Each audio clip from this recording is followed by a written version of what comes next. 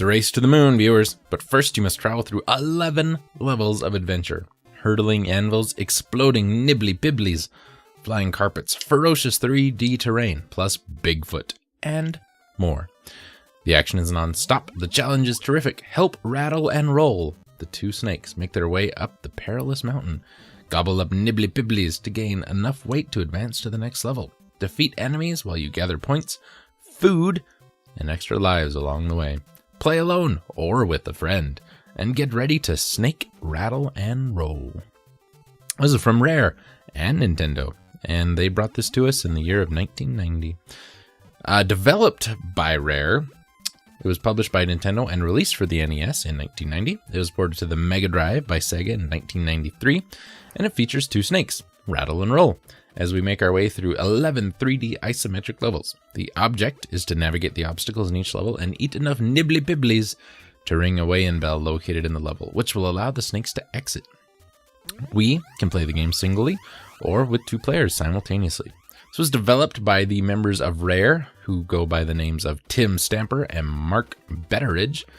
Music composed by David Weiss, which featured music inspired by Shake, Rattle, and Roll, as well as other 50s era oldies. It was received by various video gaming magazines and praises.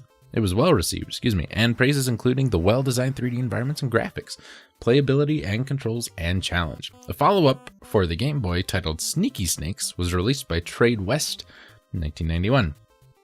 This has been named one of the top games released of the NES and one of the top games released by Rare. And rightly so. This is a very, very fun game. Basically, we have to snake our way through each level, eating nibbly-pibblies to make our snakes longer, basically. And when our snakes have reached the length required to exit the level, we have to go find a bell. Kind of like the hammer games you would see at carnivals. You hit the hammer, you ring the bell. We have to sit on the bell. The bell will ring, door will open. Not too tough, right? But very challenging. The isometric view makes it a little tricky. Controls are a tad bit weird, but not too bad. Each level contains various obstacles and enemies that we must deal with. We lose a segment from our snake if we are hit by an enemy, and we lose a life if the snake runs out of segments. Players can also lose a life if our snake falls too far. The timer runs out, we touch a sharp object, or we are squished from an object above.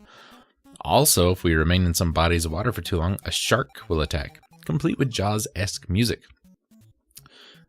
Game ends if we lose all our lives, but we have several continues and we can restart the game from where we left off. We defeat enemies by hitting them with our tongues or jumping on them. We can collect various items to help them along during gameplay, such items that extend the length of our tongues, extra lives and continues, time bonuses, invincibility diamonds, and items that can speed up or reverse the direction of snakes. Located throughout the game are lids, which are in the shape of manhole covers, in which we can open to uncover nibbly-pibblies, items, extra lives, entrances to bonus levels, and sometimes enemies. There are also hidden warp zones, which allow us to skip levels and start at a later point in the game.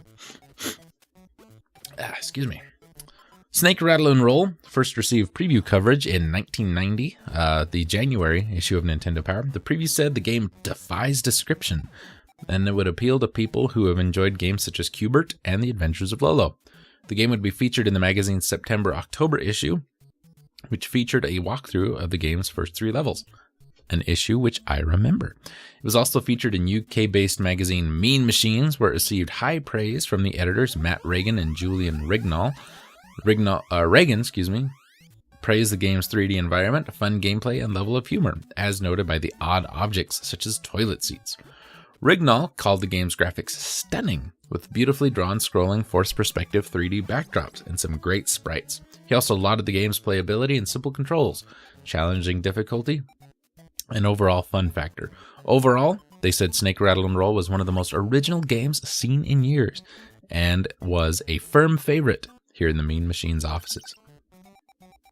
It's very good. I don't know what else I can tell you about it. It's that kind of fun you get from Rare games, especially when Nintendo got a little involved with the publishing of it. It's just fun. I mean, I rented the hell out of this game when I was a kid. I enjoyed playing it.